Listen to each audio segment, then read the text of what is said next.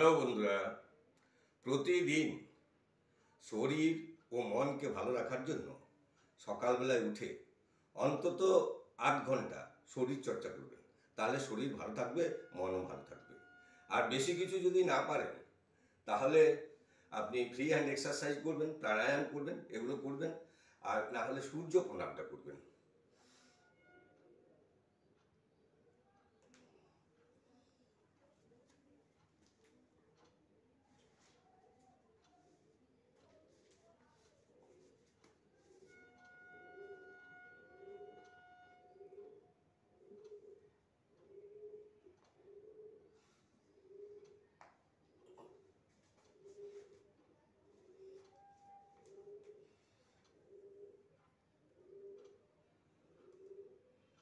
এই হলো সূর্য প্রণাম। এটা যদি প্রতি করবেন আর প্রাণায়াম কিছু করবেন। এই যে করোনার সময়ে আমাদের বুকের মধ্যে নানা রকমের রোগ জীবাণু কফ জমে যাচ্ছে, সেই জন্য আপনি এটা করতে পারেন। এই উল্টো দিকে